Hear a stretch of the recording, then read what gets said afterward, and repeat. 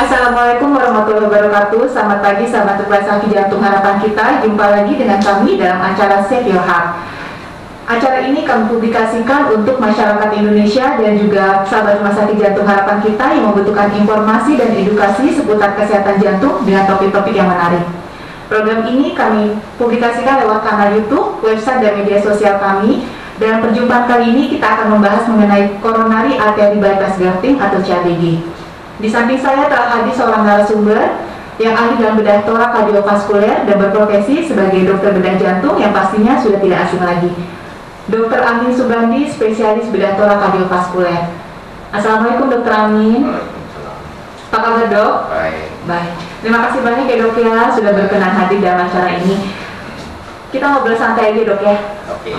Kami memiliki beberapa pertanyaan dok mengenai CABG. Tapi sebelum kita membahas secara detail apa itu CABG, bagaimana nih dok menurut dokter? Seberapa pentingnya masyarakat mencari tahu mengenai bedah jantung untuk tata laksana pasien penyakit jantung? Ya, saya pikir pentingnya bahwa memang penanganan penyakit jantung itu harus melibatkan kesemuanya. Jadi penanganannya itu harus holistik, komprehensif, ya. Dan bedah jantung itu menawarkan salah satu solusi untuk penanganan penyempitan jantung koroner, ya. Jadi itu yang harus dipahami, ya. Jadi memang ada way out dari setiap masalah yang kita hadapi, terutama dari sisi penyakit jantung koroner, ya. Itu aja sih mungkin. Oke. Baik, kalau gitu langsung aja masuk pertanyaannya dok ya. CABG mungkin masyarakat biasa mengenalnya operasi bypass ya dok ya. Nah, sebenarnya pengertiannya apa sih nih dok, CABG? CABG itu singkatan dari coronary artery bypass grafting. Jadi kalau kita istilahkan ke dalam bahasa Indonesia adalah bedah pintas arteri koroner. Yaitu suatu tindakan bedah untuk menyambungkan pembuluh darah atau membuat pembuluh darah baru melewati daerah yang menyempit di koroner. Ya, jadi itu yang disebut dengan bypass. Kalau istilah awamnya mereka sering menyebut sebagai bypass koroner. Jadi operasi jantung itu, operasi bypass adalah operasi jantung yang menggunakan arteri dan vena tubuh ya dok ya, pada jantung yang mengalami penyempitan pembuluh darah ya dok ya. Betul. Nah, untuk tujuan dari CABG ini dok, apa dok? Tujuan CABG itu adalah seperti itu ya, seperti saya sudah utarakan sebelumnya bahwa dia membuat pembuluh darah baru. Jadi pembuluh darah baru ini sifatnya dia melewati daerah yang mengalami proses penyempitan lagi, sehingga aliran darah ke yang terjadi gangguan tadi bisa dipulihkan kembali, ya. Jadi sebenarnya tujuannya itu. Nah, kalau kita bicara mengenai indikasi dan kontraindikasi nih dok, apakah semua pasien yang mengalami serangan jantung harus menjalani CABG dan apakah ada kontraindikasi untuk tindakan CABG ini? Jadi namanya penyakit selalu begitu, kembali ke masalah indikasi dan kontraindikasi, ya. Kalau kita bicara indikasi tentunya jelas bahwa kalau kita udah memutuskan untuk dilakukan operasi tentunya ada alasan-alasan di balik itu, ya. Jadi kalau kita bicara bedah pintas arteri koroner ini, ya, indikasinya jelas bahwa pada pasien-pasien yang penyempitannya banyak, contohnya kalau di istilah kedokteran kita bilang itu multivessel.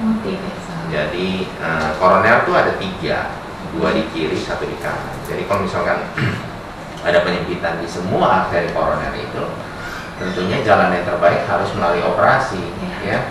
Itu salah satu. Terus yang kedua, operasi juga menunjukkan hasil yang bagus pada pasien-pasien dengan istilah kedokterannya left main disease.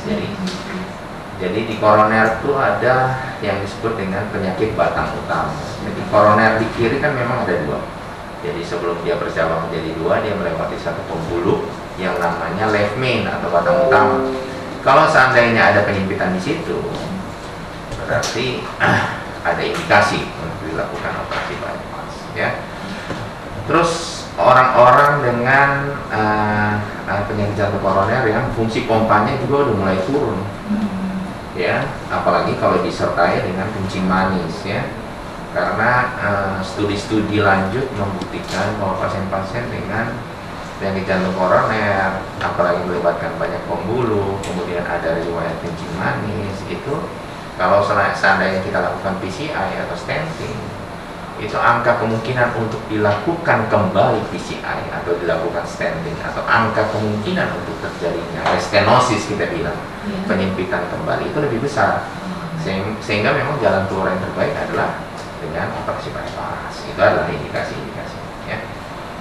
Terus biasanya juga indikasi operasi itu pada pasien-pasien yang dengan penyempitan koroner, terus ada episode di mana kena serangan jantung terus mengancam nyawa. Jadi sifatnya life saving gitu ya.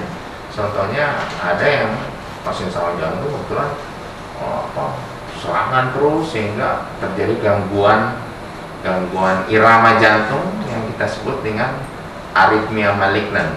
Jadi itu mengancam nyawa karena pasien bisa meninggal setiap saat, sehingga itu kita bisa lakukan operasi dengan pasien seperti itu ya. Kalau kontraindikasi sih memang ada beberapa pasien tertentu yang istilahnya kita anggap memiliki resiko yang cukup tinggi untuk dilakukan operasi ya. Sama seperti kalau kita melakukan pendekatan pada penyakit-penyakit yang lain. Contohnya pada pasien-pasien yang sudah sangat tua atau memang sudah di tempat tidur, udah nggak bisa apa-apa, quality of life-nya juga udah minimal ya. Atau pasien-pasien yang memang sudah pernah dilakukan tindakan operasi sebelumnya sehingga sekarang harus dilakukan operasi lagi dengan berbagai penyakit penyerta ya. Jadi mungkin itu salah satu kontraindikasi ya. Dengan keadaan itu mungkin kita harus memikirkan untuk pendekatan yang lain untuk menangani pasien-pasien seperti ini ya. Itu aja ya kurang lebihnya. Nah, seandainya pasien sudah diputuskan untuk melakukan tindakan CABG ya dok ya. Nah, pemeriksaan apa saja, persiapan apa saja yang harus dilengkapi nih dok sebelum dilakukan tindakan operasi CABG? Iya, jadi operasi CABG itu kan operasi besar ya. Iya, betul. Ya, jadi kita berharap bahwa pasien yang kita lakukan operasi itu pada peak yang optimal. Jadi keadaan yang sangat baik sehingga mengurangi kemungkinan resiko ya. Jadi memang ada persiapan khusus ke arah itu ya. Contohnya ya memang dari sisi seperti persiapan operasi yang lain juga sebenarnya. Jadi laboratorium harus kita periksa, kemudian kita ronsen ulang, kemudian kita lakukan pemeriksaan tambahan ya, untuk menilai keadaan jantungnya, contohnya dengan echo ya, atau USG jantung, kemudian kita lakukan juga pemeriksaan tambahan untuk menunjang atau melihat apakah memang ada masalah di bidang lain ya. Contohnya kita lakukan konsul ke bagian-bagian tertentu yang terkait. Contohnya kalau misalkan ada masalah sama oksigenasi atau paru-paru, kita konsul ke bagian paru ya. Kalau ada masalah sama gula darah, mungkin kita konsul ke bagian penyakit dalam gitu. Terus yang penting juga adalah sebelum operasi sebaiknya kita lakukan pemeriksaan gigi, THT ya, karena itu bisa menjadi fokus infeksi baru ya, yang akan memperburuk keadaan setelah kita lakukan operasi ya. Dan juga fisioterapi, karena fisioterapi ini sebenarnya sangat penting. Jadi pasien dipersiapkan untuk dilakukan operasi besar agar recovery-nya bisa lebih baik, lebih maksimal. Itu persiapan-persiapannya ya, salah satunya. Setelah semuanya dijalani dengan baik ya, baru pasien kita jadwalkan untuk operasi ya. Jadi kapan nih dok waktu yang tepat bagi pasien untuk menjalani CABG dok? Kalau masalah timing sih saya rasa ya kita di sini kan keputusannya kan selalu kalau seandainya sudah diputuskan untuk dilakukan operasi ya tentu kita pilihkan waktu yang tepat.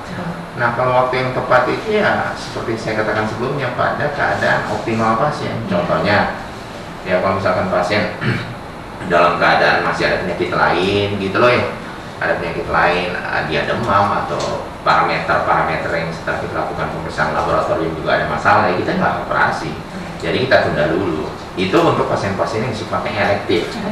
Jadi elektif itu sifatnya adalah pasien yang dijadwalkan untuk operasi sesuai dengan schedule-nya atau jadwalnya gitu. Ini kita nggak bicara pasien yang urgent operasi atau sito operasi ya.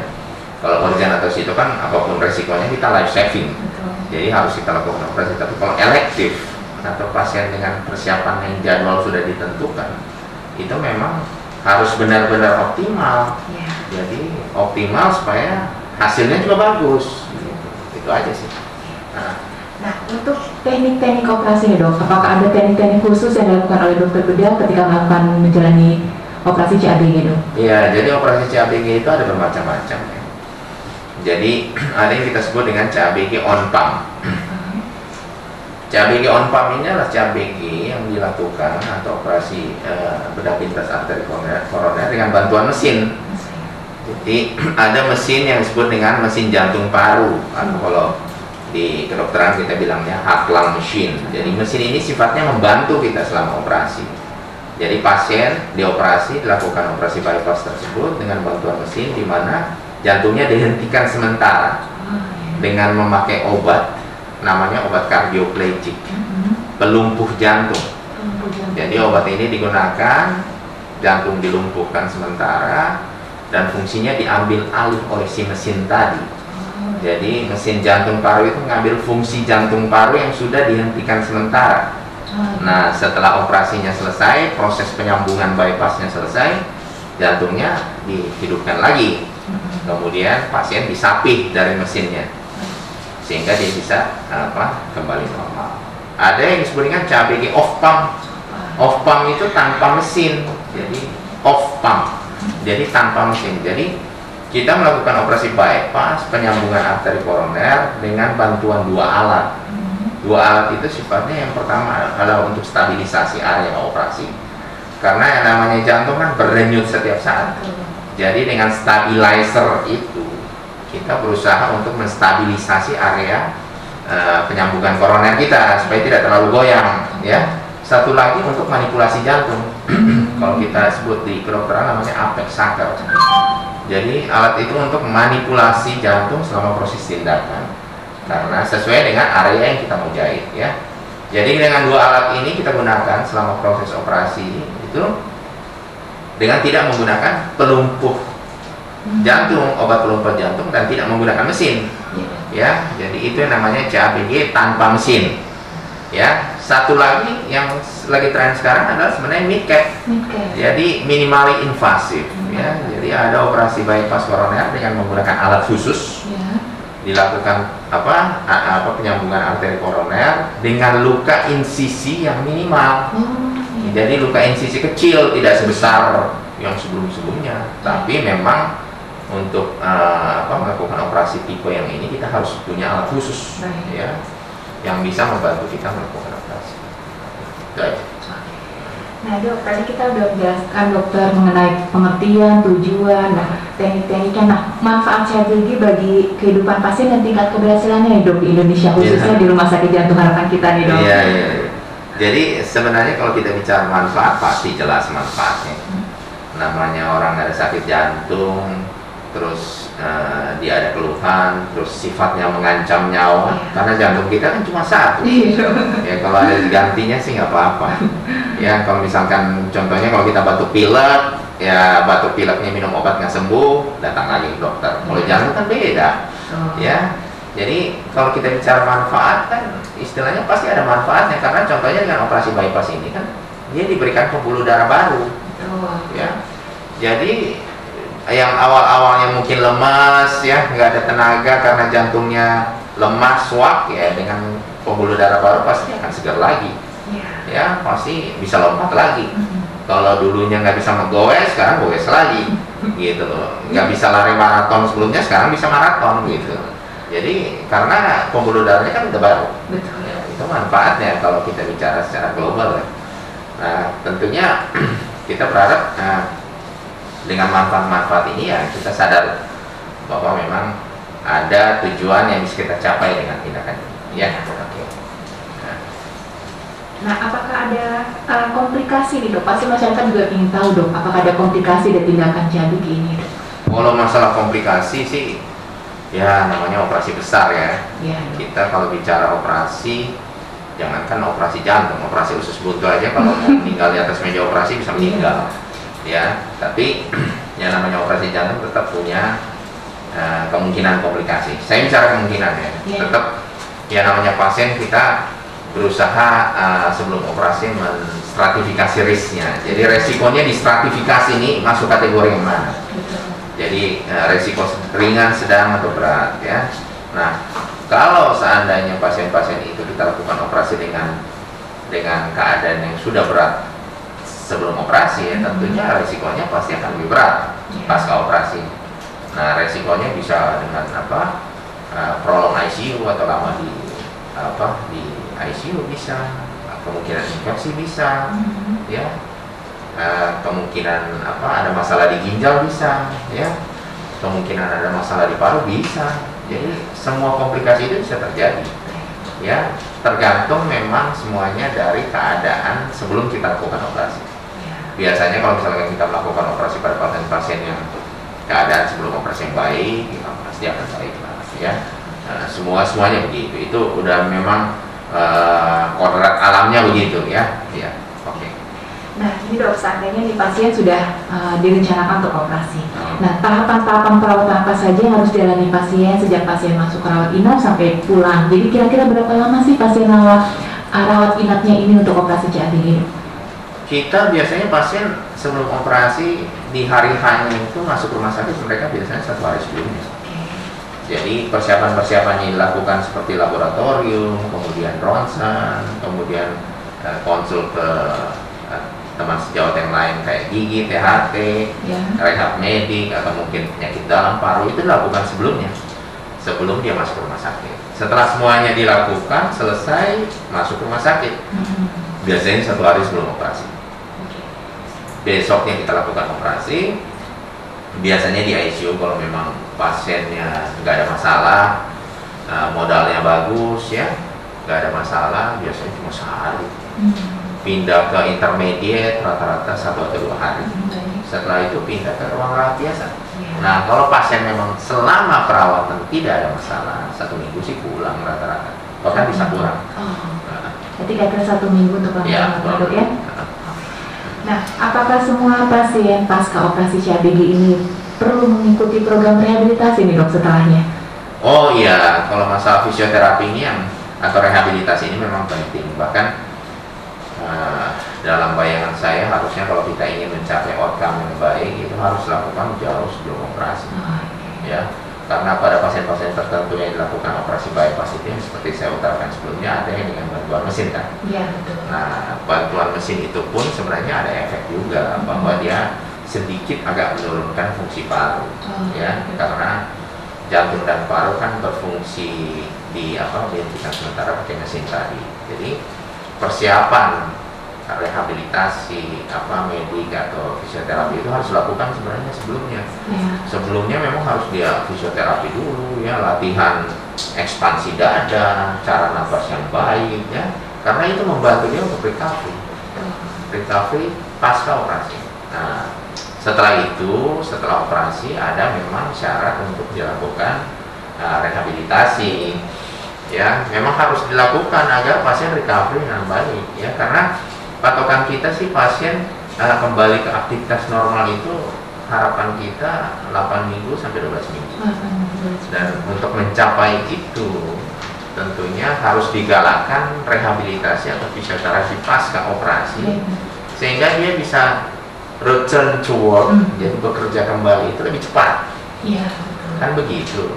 Karena contohnya ya ada pasien-pasien yang 1 bulan setelah dioperasi udah gowes lagi, ada.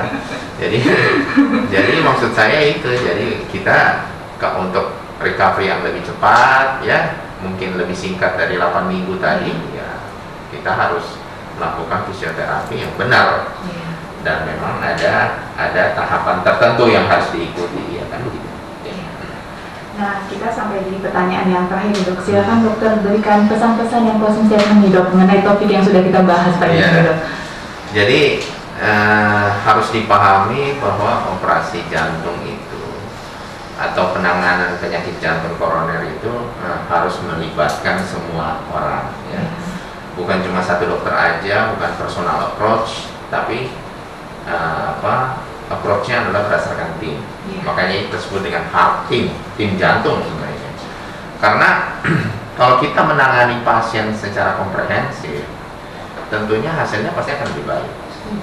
Kita tidak bisa melakukan tindakan apalagi yang operasi jantung yang sudah sangat complicated ini dengan pendekatan yang sifatnya hanya individual. Jadi kita sebagai dokter harus berkumpul bersama memutuskan apa yang terbaik buat pasien, ya. Jadi itu fungsinya heart team, ya, tim jantung. Dan itu harus ada. di tiap rumah sakit yang sifatnya ingin memberikan pelayanan yang terbaik buat pasien-pasiennya, harus seperti itu pola berpikirnya ya, supaya memang outcome yang kita bisa hasilkan akan lebih baik ya. Dan saya rasa Rumah Sakit Jantung Harapan kita selama ini ya sudah sangat berpengalaman dalam menangani operasi-operasi pada bypass koroner ini ya. Rumah sakit ini udah established lama. Saya pikir bahkan disebut kalau kita nggak mau jumawa ya salah satu yang terbaik lah saat ini. Kita yang leading di Indonesia dari sisi teknik, dari sisi penanganan terhadap pasien, dari sisi hasil ya. Dan hasilnya kalau kita bicara untuk pasien-pasien yang low risk ya, yang resiko rendah dalam artian fungsi pompanya masih baik, pasien juga dalam kondisi yang optimal, itu mendekati 100% angka keberhasilan ya. Jadi Rumah Sakit Jantung Harapan kita saya rasa bisa disejajarkan sama rumah sakit lain di luar ya. Jadi kita jangan pernah ragu terhadap kapabilitas orang-orang kita sendiri gitu. Bahwa sebenarnya kita mampu. Betul. Cuma memang media promosi kita yang sangat kurang ya saya rasa. Kalau dari luar negeri, dari Penang lah, dari Singapura, mereka kencar. Gitu. Kita kan adem-adem ayem aja selama ini. Jadi saya rasa itu penting. Dan memang kedepannya kita berharap bahwa kita terus memberikan pelayanan yang terbaik buat pasien kita ya. Itu aja mungkin dari saya. Baik Dok, terima kasih banyak atas informasinya, edukasinya, penjelasan yang sangat lengkap. Semoga bermanfaat bagi kita semua dan juga menambah wawasan bagi masyarakat mengenai coronary artery bypass grafting dan CABG. Akhirnya kita sampai di penghujung acara. Saya mengucapkan terima kasih banyak untuk Direksi Rumah Sakit Jantung Harapan kita dan seluruh tim yang mendukung. Kami bekerja sama dengan unit IPPU dan DKRS Rumah Sakit Jantung Harapan kita. Terima kasih juga untuk sahabat Rumah Sakit Jantung Harapan kita yang sudah menonton acara ini. Mohon maaf jika ada tutur kata kami yang kurang berkenan. Sampai jumpa lagi di topik-topik menarik yang lebih menarik lagi.